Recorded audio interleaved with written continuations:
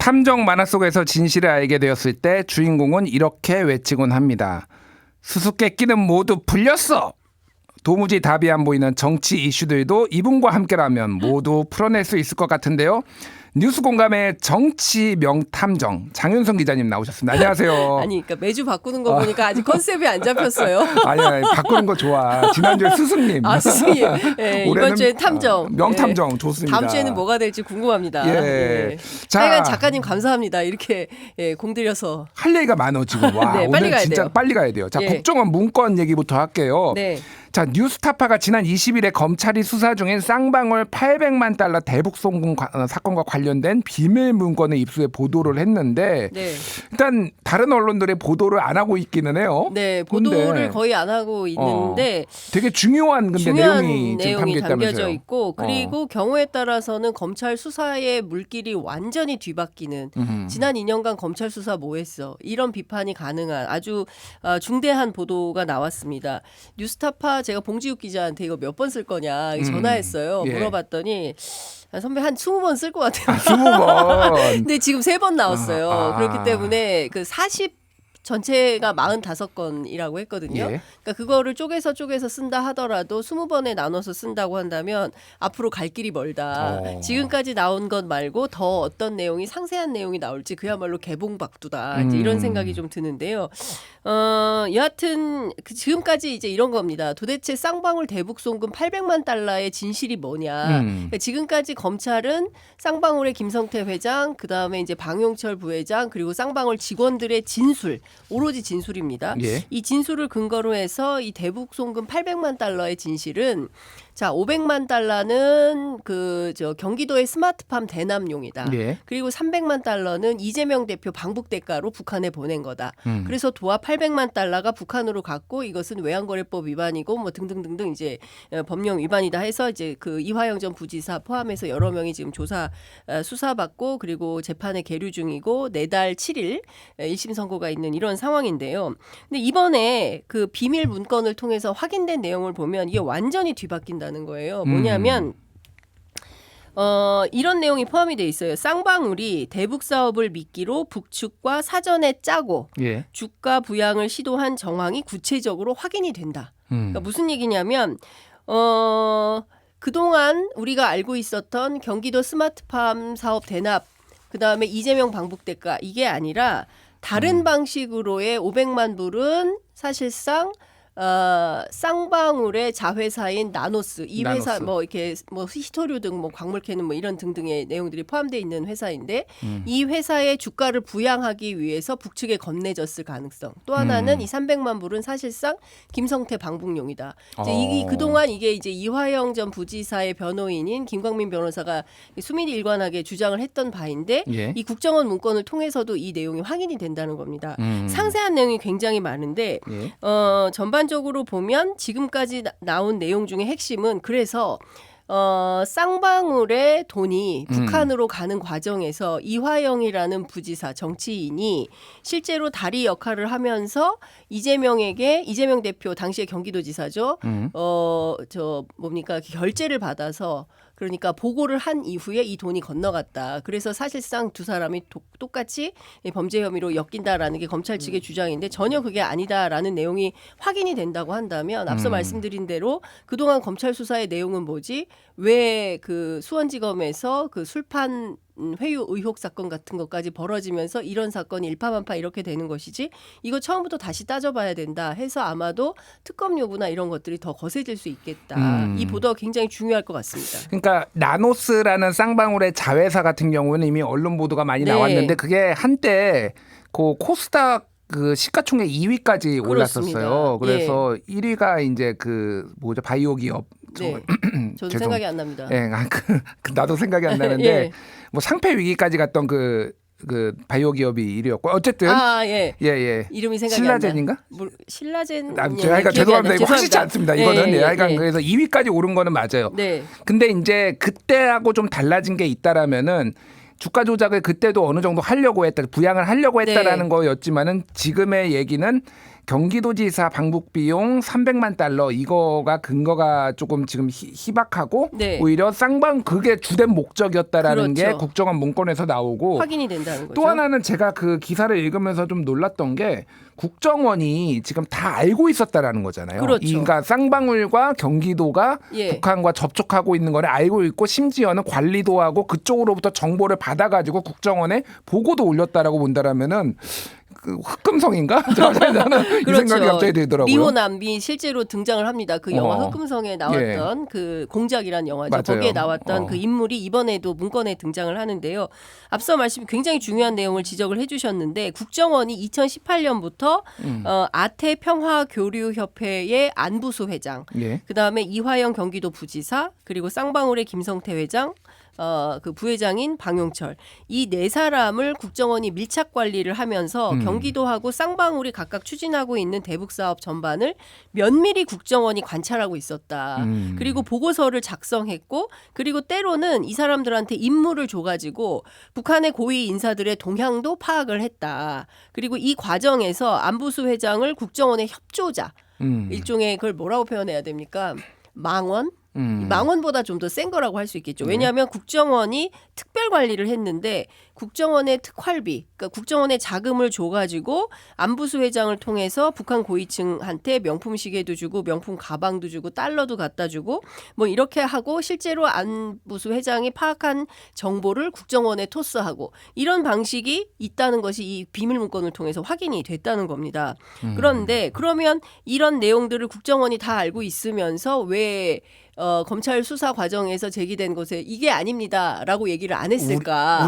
우리랑 협조한 겁니다. 네. 외환거래법 위반으로 처벌할 수 없습니다. 뭐 이렇게 나와야 맞는 거죠. 네, 어. 그런데 전혀 그것을 하지 않았다는 것이고요. 또 하나 더 중요한 포인트는 앞서 말씀드린 아태 그 교류협회 안부수 회장이 중간에서 모종의 이상한 상황이 발견이 된 거예요. 국정원 입장에서 볼 때는 뭐냐면 국정원의 이른바 그 특별관리 대상으로 뭐 국정원 쪽에서 얘기하면 북한 가가지고 북한 사람 만날 수 있는 중국 선양이나 어디 등지에서 북한 사람 만나서 이런 접촉을 하면서 정보도 캐고 뭐 이러면서 활동을 하는 어떤 그 관리가 협조자 역할을 하면서 동시에 이 사람이 쌍방울 이사가 돼요. 안부수라는 사람이.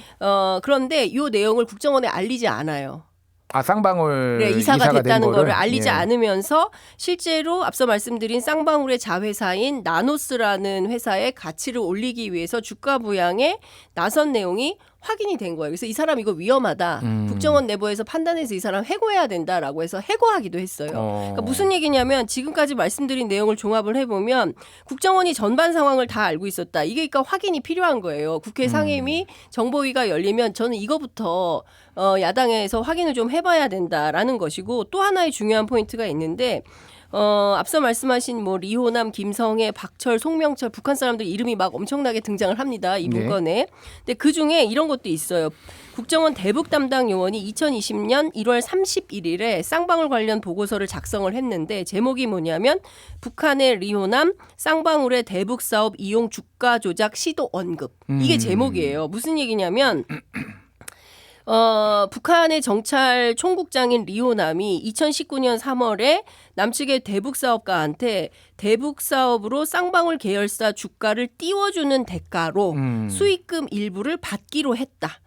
이런 얘기를 하면서 쌍방울이 주가 조작 수익금을 일주일에 50억씩, 예, 총액은 미상인데 50억씩 소위 그 대북 사업가 김땡땡에게 전달하도록 할 테니까 국내 백화점 상품권을 구입해서 중국 선양으로 보내라. 이런 내용들이 이런 첩보 내용이 포함이 돼 있다는 거예요.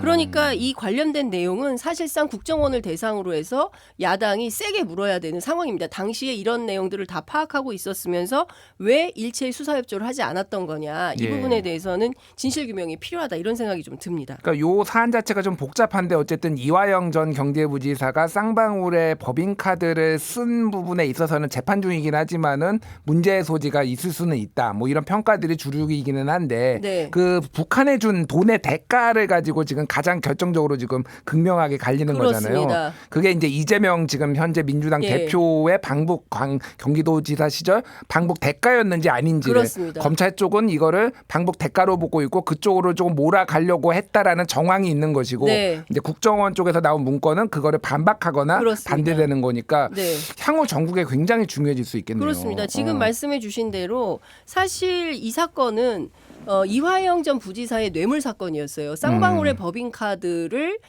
왜 썼냐, 누가 썼냐, 실제로 본인이 쓴 게 아니라 쌍방울하고 다른 인연을 맺고 있는 제3의 인물이 썼다. 그래서 나는 그걸 쓴 적이 없다. 뭐 이 재판도 다투고 있는데 이 재판이 이 수사가 죄송합니다. 흘러 가다가 어느 날 보니까 이게 사실상 이재명 그 대북 송금 사건으로 되더라라는 과정에서 이런 문제들이 제기가 된 거죠. 알겠습니다. 자, 시간이 많지 않은데 그 최혜병 특검법 거부 얘기하겠습니다. 윤석열 대통령이 21일 어제 최혜병 특검법을 제2요구권을 이제 행사를 했죠. 거부권을 행사했다 이렇게 나오는데 네. 헌법 정신 위배라는 게 나왔어요. 네.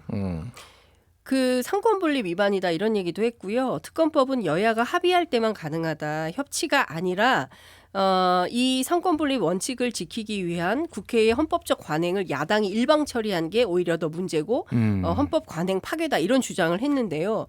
잘 보면 삼권 분립을 어긴 게 대통령실 아닙니까? 왜냐하면요. 국회에서 입법한 벌써 10번째 거부권 행사를 했어요. 최혜병 특검법까지. 예. 그러면 국회 입법권 침해는 도대체 누구한테 문제 제기를 해야 되는 것이며 그리고 그 입법 문제뿐만 아니라 사실상 인물에 대한 임명 문제도 대통령이 계속 그 임명장을 주지 않아서 대표적인 게 이제 방통위원으로 됐던 최민희 의원 사례가 있고요. 예. 그 밖에도 방심위원 가운데 국회 추천목, 야당 추천목 전부 다 임명장을 주지 않아서 중간에 사퇴한 사람들이 있는 거거든요. 그러니까 이런 부분에 대해서는 싹 다 함구하고 오로지 이 법안에 대해서만 특검법 거부한 명분이라는 게 헌법 정신에 위배되기 때문에 그렇다라고 하면 사실은 이건 지나가던 뭐가 웃는다 이런 표현도 가능해지는 것이고 예. 다른 거 다 떠나서 이것은 20살짜리 군대 간 아들이 집에 돌아오지 못한 사건이고 그 물살이 샜던 내성천에 왜 구명조끼조차 입히지 않고 군인들을 내보낸 거냐. 그래서 이런 인명사고가 발생하게 됐냐. 그리고 이 수사를 하려고 하는 박정훈 수사단장의 수사를 왜 못하게 막은 것이냐. 이것에 대한 진실규명을 하자는 건데 그 주체가 대통령이 대상이 된다고 한다면 본인 스스로에게도 이해충돌 사안이기 때문에 이것은 당연히 특검을 통해서 명명백백하게 밝혀라 하는 것이 옳은 것이지 헌법 정신에 위배됨으로 이 특검은 받을 수 없다라고 거부권 행사를 하면 많은 국민들께서 여론조사 해보면 어떻습니까? 10명 가운데 4명 이상은 아니죠. 6명 이상은 6명 통과하라는 거지 않습니까? 안팎으로 예. 그런데 그 부분을 사실상 대통령과 대통령실에서 무시하고 있다. 국민을 무시하고 있다. 이렇게 볼 수밖에 없는 것이죠. 어제 되게 공교로웠는데 네. 국회 입법조사처에서 보고서 하나가 나왔어요. 대통령 법률안 제2요구권의 헌법적 한계 네. 이런 보고서가 나왔는데 이 내용인즉슨 이해충돌에 이제 문제가 있을 때는 네. 거부권 행사하면 안 된다. 뭐 이런 내용이더라고요. 네. 그래서 오히려 거부권을 남용 이렇게 이해충돌이 있을 때 거부권 행사하는 것은 대통령이 헌법을 위반한 거다. 걸 수도 있다라는 예. 게 해피 어제 나와서 보고서가 국회가 예. 마음을 먹었나 갑자기 뭐 이런 생각도 들더라고요. 아니 그리고 많은 헌법학자들이 이 내재적 한계론을 얘기를 하고 있는 거잖아요. 그러니까 예. 거부권을 아무 때나 필요할 때마다 시시때때로 행사할 수 있는 것이 아니라 국민적 이익에 반하는 방식으로 자기 이익과 관련됐을 때는 절대로 이런 행사를 해서는 안 된다라는 것인데 오히려 헌법을 곡해하고 있는 것이 아니냐라는 헌법학자들의 지적과 문제 제기가 굉장히 많이 나오고 있는 상황입니다. 네, 짧게 네. 그 국회 통과되나요? 28일 날 그래서? 안 될 것 같은데요. 안 돼요? 표 좀 모자랄 것 같아요. 물론 지금 뭐 많은 뭐 그 민주당의 박주민 의원, 그다음에 뭐 개혁신당 이준석 대표, 뭐 전화도 하고 데이트 신청도 하고 편지도 보내고 막 그러고 있는데 잘 모르겠습니다. 지금 뭐 3명이에요. 김웅, 안철수, 그다음에 유이동 그리고 예. 나머지는 아직 말이 없는데 하태경 의원은 어떻게 할까 뭐 이제 이런 얘기들도 그러니까요. 예 있기는 합니다. 그런데 저는 이런 생각이에요. 대통령에게 충성할 것이 아니라 국민이 어디로 향하고 있는지 국민의 마음을 정확하게 파악을 하는 정치인이라야 미래가 있다. 다음에 또 도전했을 때 표를 받을 수 있지 않겠냐. 그 사람 저 사람들 그때 최혜병 특검한다고 했을 때 사실상 그 부표 던진 사람들이야. 라고 하면 다음에 표를 받아서 선택받아서 국회로 갈 수가 없게 될 것이다라는 생각이 좀 듭니다. 알겠습니다. 오늘 명탐정 장윤성 기자님과 함께 했습니다. 감사합니다. 네, 고맙습니다.